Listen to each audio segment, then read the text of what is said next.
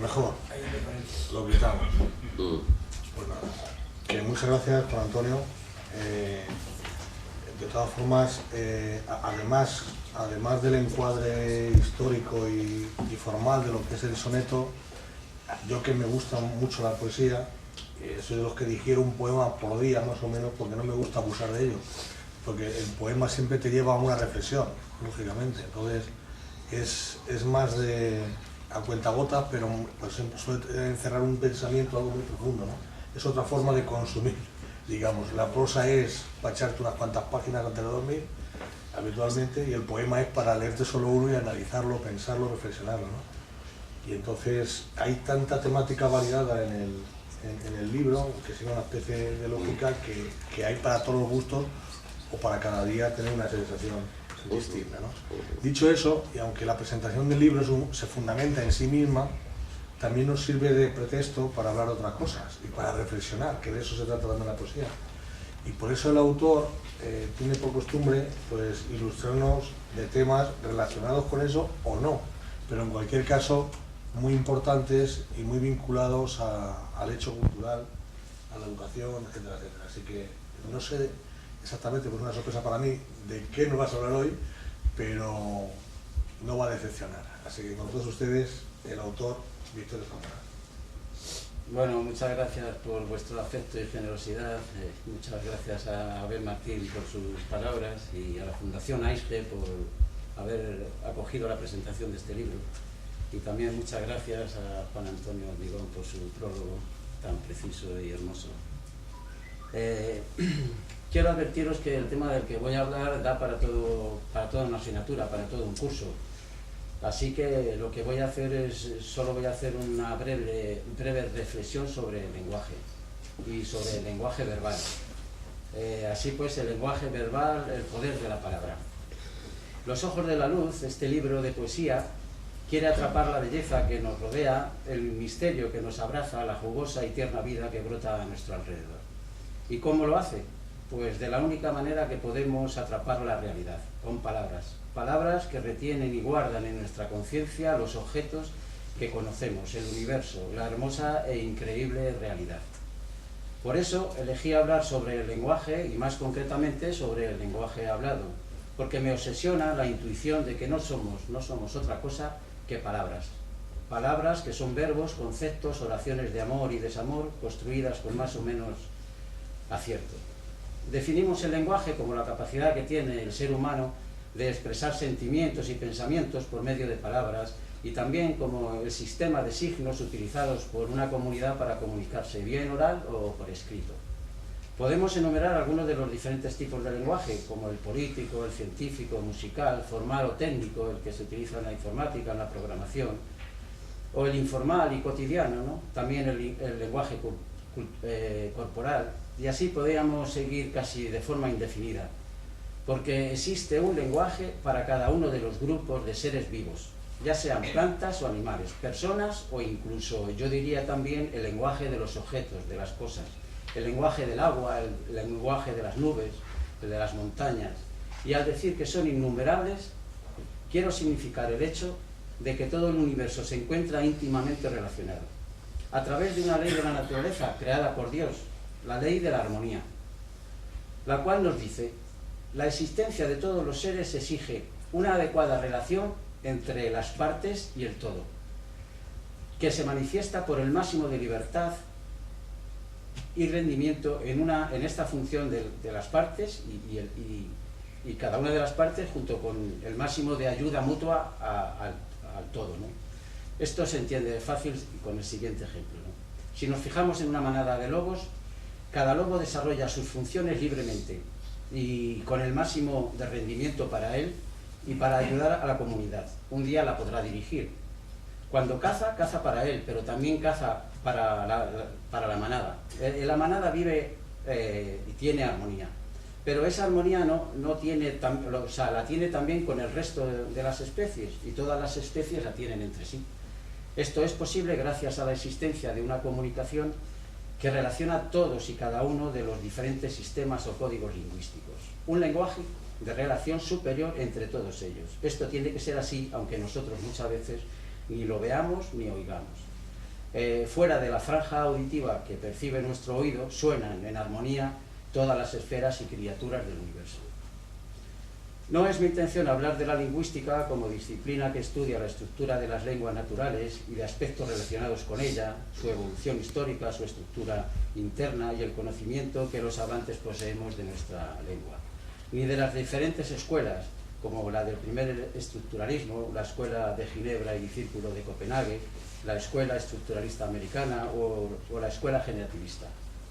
Me interesan solamente las palabras, es decir, la representación mental de un objeto, hecho, cualidad o situación que hacemos y mediante la cual atrapamos la realidad que nos rodea.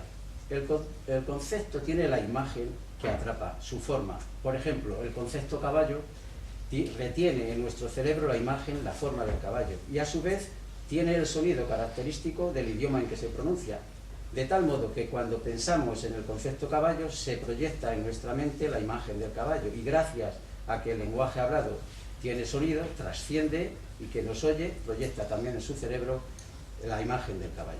Esta es, y lo que me interesa a mí, esta es nuestra forma de adquirir conciencia, de conocer ya sea el universo, la naturaleza, nuestro cuerpo, en fin, todo lo que nos rodea. Debo advertir que voy a repetir la palabra concepto varias veces, pero siempre como representación mental de los objetos, hechos, situaciones, con su imagen y su sonido al hablar. Con palabras nos comunicamos y relacionamos, no solo entre nosotros, sino también con el resto de los seres vivos. Y con los que ya no están, pero vivieron entre nosotros, con sus almas, sus otras realidades, porque decidme si un sueño no es real. Pues claro que un sueño es real durante el tiempo que ocurre, aunque no lo percibamos con los sentidos. ¿O acaso no es real un pensamiento? Tan real era el sueño de Calderón de la Barca cuando soñaba y pensaba en su obra La vida al sueño, como cuando la vio representada en los teatros. Solo cambió la forma de percibirla. Cuanto más vocabulario hayamos adquirido, más mundo habremos atrapado, más mundo conoceremos, más vida proyectará en nuestros pasos y mayor será nuestro bagaje cultural, sin olvidar que este proceso maravilloso de aprendizaje y de vida solo es posible por el hecho de vivir en sociedad. Y porque, como es evidente, en la mente de la sociedad existe el mismo sistema de signos, de palabras, de sonidos, para nombrar y conocer la realidad. Y habrá que decir más. No solo existe en la mente de nuestra sociedad el mismo sistema de signos, palabras, vocablos, sino que existen y están igualmente en la mente universal. Prueba de que somos lenguaje es el hecho palpable de que con el verbo, la palabra, se condiciona nuestro estado anímico, nuestra alma. Por ejemplo, si nos dirigimos a una persona increpándola con palabras hirientes, con insultos, provocamos en ella una irritación del sistema nervioso, pudiendo llegar incluso a descontrolarla. Y muy al contrario, si alguien se dirige a nosotros con un lenguaje cordial, suave, reposado y dulce, puede conseguir calmarnos y que volvamos a recuperar el control de nuestros actos, haciendo agradable la relación. Pensemos qué nos ocurre cuando alguien afín a nosotros nos dice que nos quiere. Pues ocurre que nos sentimos alegres, nos sentimos importantes, y esto sucede en mayor o menor medida dependiendo de la importancia que esa otra persona tenga para nosotros. ¿Y qué nos ocurre cuando alguien a quien hemos hecho daño y de lo cual somos conscientes nos dice que nos perdona? Pues ocurre que nos sentimos liberados, que nos quita la preocupación. Por motivo de esto último quiero hacer una observación. Ahora vamos al psicólogo para entender lo que nos pasa y el psicólogo intenta ayudarnos a comprender, pero entender muchas veces no es suficiente. Porque lo que realmente necesitamos, lo que nos falta, es sentirnos perdonados. Sentirnos liberados del peso de nuestra conciencia. Necesitamos el perdón, ese perdón que nos libera y que le hace tanto bien a nuestra alma. ¿Y qué es sentirse solo? Pues sentirse solo es no tener con quién hablar. Esto es así y mucho, mucho más. ¿Qué ocurre cuando alguien nos regala algo? Pues ocurre que ese alguien queda incorporado al objeto. Y cuando contemplamos el cuadro, la escultura, la catedral, los pendientes, la sortija, ya sea físicamente o en nuestro recuerdo, ahí está la imagen de Van Gogh, Renoir, Miguel Ángel, nuestros seres queridos, padres, hermanos, novia, mujer, hijos, existiendo sin estar. Todo esto viene a confirmar cómo la palabra influye en nuestra psique, en nuestro yo más íntimo y profundo, es nuestra conciencia, que es nuestra capacidad de conocer. En nuestra conducta es también, o sea, nos define, es nuestro estado anímico y nuestra voluntad. Me viene a la memoria el recuerdo hace ya muchos años cuando al entrar al metro alguien me regaló un periódico y yo pensé, ¿cuándo me han regalado a mí nada, no? Y enseguida comprendí y dije, estos son pitas, ¿no? Ese sonido que hacíamos en el pueblo para echar de comer a las gallinas. Y pensé, esto es pienso para que coma nuestro cerebro y nuestra conciencia, ¿no? Pienso manipulado, por supuesto lo deposité en la papelera sin leer. ¿Quién se atreve a decirnos lo que debemos leer y pensar, sobre todo sin haberlo pedido? Todo lo que somos, lo somos gracias al lenguaje, a las palabras. Y qué abstracción más bonita esta, con la que podemos jugar a cambiar el mundo. Podemos pasar un rato en el salón de nuestras casas, pescando, bañándonos en el mar, recordando anécdotas inolvidables. Abstracción esta de las palabras que nos permite profundizar en el conocimiento de todo lo que hacemos, de todo lo que nos rodea y, por supuesto, nos permite soñar. Cuando abro el Nuevo Testamento por el Evangelio de San Juan y leo, en el principio ya existía la palabra, y la palabra estaba junto a Dios, y era Dios. Todo fue hecho por medio de ella, y nada se hizo sin contar con ella. Cuanto fue hecho, era ya vida en ella, y esa vida era luz para la humanidad. Pues la verdad es que me siento sobrecogido, realmente pleno y conectado con el todo. El lenguaje solo tiene dos caminos para desarrollarse y crecer. Se esfuerza y trabaja persiguiendo la verdad, o por el contrario, se ejercita y entrena por medio de la dialéctica y la retórica para enredar, dirigir y someter la voluntad de los que escuchan. El mundo ese mundo objetivo que nos trasciende porque está fuera de nosotros y que es el universo, la naturaleza toda, llega a nosotros para quedarse siendo parte indisoluble de nuestro yo, formando y conformando nuestra conciencia por medio de palabras, a través de la idea, esa representación de la forma y características de cada cosa, animal o vegetal. ¿Por qué conocemos la naturaleza? Porque tenemos conceptos, ideas que la atrapan y nos la muestran en nuestro cerebro. Sabemos que existen los minerales, los vegetales y los animales porque los nombramos. Si no los pudiéramos nombrar, no existirían, como tampoco existen las plantas que no conocemos. Si solo conocemos la palabra árbol, pues no existirían las encinas, los olivos, los robles. Si no tenemos la idea de palo, no podemos cortar una rama y hacer un palo. Si no tenemos la idea de martillo, no podemos fabricar martillos. Y así con todo. Primero ha de ser idea y después salir a través de las manos con los materiales adecuados. Siempre me viene a la memoria el poema de Borges que recuerda a Platón y nos dice: sí, como el griego afirma en el Crátilo, el nombre es arquetipo de la cosa. En las letras de rosa está la rosa y todo el Nilo en la palabra Nilo. Y hecho de consonantes y vocales habrá un terrible nombre que la esencia cifre de Dios y que la omnipotencia guarde en letras y sílabas cabales. Y me pregunto, ¿quién ha puesto en nosotros las palabras? ¿Quién ha puesto en nosotros las palabras como representación de la realidad? ¿Quién ha puesto en nosotros la idea de Dios? No sé la respuesta, no sé cómo han llegado a nosotros, pero por supuesto no ha sido por casualidad. Creo más bien que la idea de Dios ha sido infundida en nuestra alma, en nuestra conciencia, en nosotros, nada más y nada menos que por el mismo Dios. Gracias a que existe la palabra, el concepto ladrillo, podemos construirlos y hacer que se alineen y trepen a lo largo y ancho de las fachadas de todo tipo de construcción. Gracias a que existe el concepto rojo, azul y verde, el hombre puede dejar sus logros pictóricos en las diferentes salas de esa enorme pinacoteca repartida por el mundo. Gracias a que existe en nuestro cerebro los circuitos integrados y las distintas herramientas, existen medios de locomoción, coches, trenes, aviones.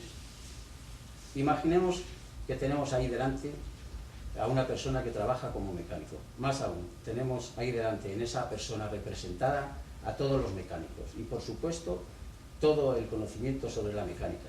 ¿Qué sería de ese trabajador, de sus conocimientos, de toda su experiencia, si le quitamos las palabras? Pues sería que no sería nada, porque ya nada tiene en su conciencia, No habría en ella imágenes de herramientas, imágenes de ninguna máquina, y por lo tanto él no sería ni existiría. ¿Qué sería de un médico si no tuviera el vocabulario con el que atrapa los diferentes conocimientos y herramientas sobre la medicina? Aunque mejor sería preguntarse qué pasa con el enfermo cuando el médico no tiene los suficientes conocimientos. Cabe preguntarse qué sería de nosotros si no tuviéramos la palabra para nombrar y conocer. Pues está claro que no conoceríamos, es decir, que no seríamos ni existiríamos. Y digo que no seríamos ni existiríamos porque nuestro ser, como verbo, es acción, es un estar siendo. Somos una individualidad con un proceso de conciencia abierta al mundo. Este proceso de conciencia define el acto de vivir. Y si no tenemos lenguaje, no tenemos imágenes, no podemos atrapar la realidad y por lo tanto no podemos existir. Nuestra vida está condicionada por ese proceso de conciencia, por nuestra experiencia, por nuestra capacidad para conocer, por nuestro lenguaje. Y cuanto más vida, más léxico, más conciencia de nuestro medio y de nuestro paso por aquí. Si no tengo palabras, no tengo mundo, no tengo vida. Utilizamos las ondas de radio que vienen a nosotros con la luz solar y viajan a la velocidad de esta, 300.000 kilómetros por segundo, para mandar mensajes de voz, musicales, de texto y vídeo, de un lugar a otro. Así, en breves instantes, viajan de un continente a otro, pero vayamos un poco más lejos. ¿Qué ocurre con nuestro pensamiento? ¿A qué velocidad se mueve? Viaja. El pensamiento se mueve sin límite de velocidad. Ocurre en nuestro cerebro, pero también ocurre fuera, ¿no? Fuera de él. ¿Cuántas veces hemos pensado en alguien que está muy lejos y no tarda en dar señales de vida y nos lo encontramos por la calle en un lugar inesperado? Y sobre todo, ¿a qué velocidad viajan los sueños? Esos sueños que nos dejan el sabor de lo más evidente y real. Parece que los hayamos vivido. ¿Y qué me decir del siguiente hecho? Si pensamos bien, atrapamos el bien. Si pensamos mal, atrapamos el mal. ¿No os parece alucinante saber que nuestro pensamiento es la causa de nuestra felicidad? Con la materia de nuestro pensamiento llenamos el cuenco de nuestro corazón. Nuestros pensamientos son nuestro yo, nuestro carácter y nuestro destino. Después de todo lo aquí apuntado, a mí me parece que la división entre el mundo de las letras y de las ciencias es vana, sin fundamento, porque toda ciencia tiene su filosofía y sin su filosofía y su historia no la podemos entender.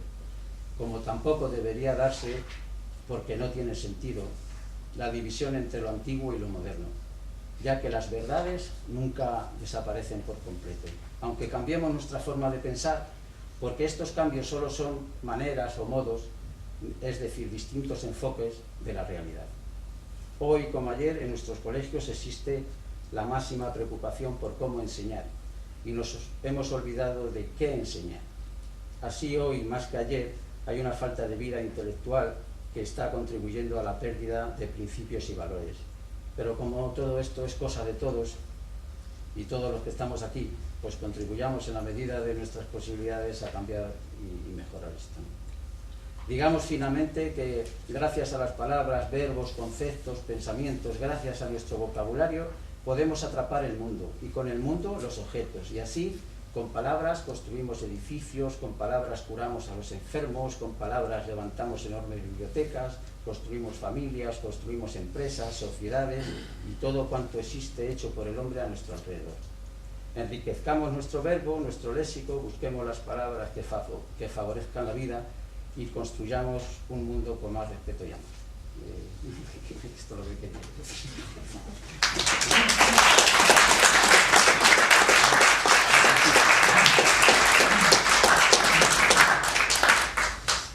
Muchas gracias, Victorio.